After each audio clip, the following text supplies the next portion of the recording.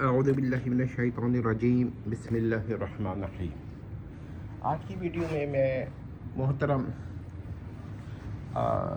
جہلمی صاحب، مسٹر جہلمی یا مرزا جہلمی، ان کو اوپر چند اعتراضات کروں گا اور ان کے ڈسائپلس اسٹوڈنٹ سے گزارش ہے کہ ذرا وہ خود جہلمی صاحب کے اصول و قواعد پر غور کریں اور ذرا دیکھیں کہ جہلمی صاحب کیا فرماتے ہیں۔ دیکھیے، ایک جگہ تو انہوں نے کہا کہ بھئی یہ کیسا طریقہ ہے کہ حضرت ابو بکر کے مخالفین تو کافر، حضرت عمر کے مخالف جو ہے وہ کافر، حضرت عثمان کا مخالف جو ہے وہ فاسق، اور حضرت علی کے جو مخالفین ہیں وہ صحابہ اور رب اللہ تعالیٰ عنہ۔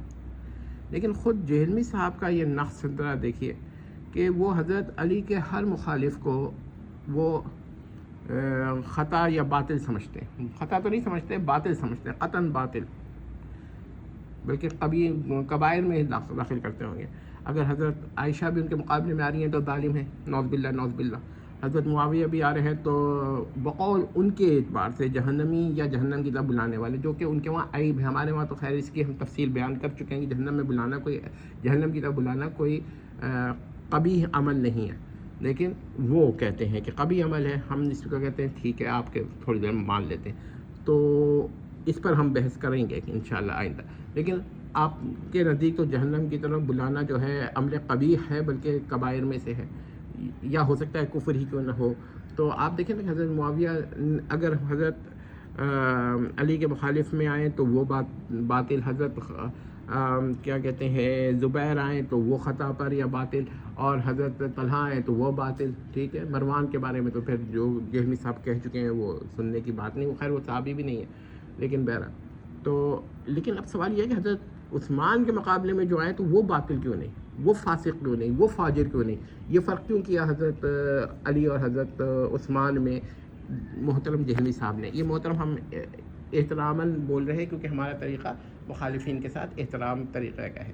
تو محترم جہلمی کو چاہیے تھا کہ وہ کہتے کہ حضرت عثمان کے مقابلے میں جو بھی صحابی آئے وہ خطا پر کم یا باطل اپنے حساب سے، جو بھی ان کے مقابلے میں آئے وہ باطل، خواہ وہ کوئی بھی ہو۔ یہ کہنا چاہیے تھا نا ان کو اپنے اصول پر، یا تھوڑا سا نرمی کر دیتے، چلیے ہم کہتے ہیں حضرت علی کے مقابلے میں، حضرت علی کے مخالفین کے مقابلے میں حضرت عثمان کے مخالفین کے ساتھ تھوڑی نرمی کر دیتے تو وہ یہ کہتے تھے کہ خطا پر۔ لیکن وہ تو انہوں نے الگ کیا، مالک اشتر جیسے نشتر کو انہوں نے کیا کہتے ہیں اس کے سپورٹ پہ چلے گئے، مختار کے بارے میں وہ سپورٹ پہ چلے گئے۔ کیوں؟ کہہ دیتے نا کہ جو ان کا ذرا سا بھی مخالف ہے وہ باطل ہے، لیکن ایسا نہیں کہا انہوں نے۔ تو جہلمی صاحب کے اپنی دو رخی پارٹی، دو رخی طریقہ ہے۔ اصل میں بات یہ کہ وہ تمام صحابہ کے ہی مخالف، لیکن بہرحال اسٹیپ بائی اسٹیپ وہ عمل کر رہے ہیں۔ لیکن اس کوشش میں، اس سعی میں، ان سعیات میں انہوں نے اپنے کو ظاہر کر دیا۔ اب جو ان کی اس غیر اصول پسندی، اصول کے منافی طریقے پر جا رہا ہے نا، آپ اس پہ غور کیجئے۔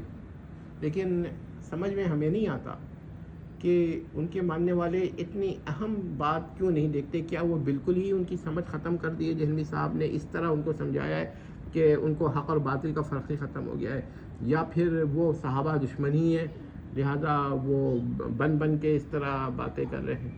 ان دو میں سے کوئی ایک بات ہے، تیسری کوئی بات ہماری سمجھ میں نہیں آتی، اور سمجھ میں اس لیے بھی نہیں آتی کہ یہ واضح طور پر ظاہر طور پر یہ جہلمی صاحب جو ہیں وہ بالغیر اصولی اور بلا قاعدہ گفتگو کر رہے ہیں۔ یعنی جب چاہتے ہیں، دیکھیے انسان ہوتا ہے تو وہ پھر یہ سوچ سکتا ہے نا کہ حضرت معاویہ اور حضرت عائشہ اور حضرت طلحہ، حضرت زبیر، یہ سب حضرت علی کے مقابلے میں آئے تو کم از کم یہ حق پر نہیں ہے، ٹھیک ہے مان لیا، تھوڑی دیر کے لیے یہ بحث مان لیجیے کہ یہ سب کے سب باطل پر ہے، تو پھر حضرت عثمان کے بارے میں دوسرا قاعدہ کیوں اٹھا لیا؟ یہ جہلمی صاحب کی بے اصولی نہیں ہے کیا؟ یہ کیا دوہرا معیار نہیں ہے کیا معیار اکہرا نہیں ہونا چاہیے؟ دوسروں پہ تو الزام لگا دیتے ہیں، خود الزام، جب حقیقت میں وہ خود اس کے مستحق ہیں کہ ان کو کہا جائے کہ وہ ان کا دوہرا معیار ہے، اکہرا معیار نہیں ہے۔ امید کرتے ہیں کہ مسئلہ سمجھ میں آ گیا ہوگا۔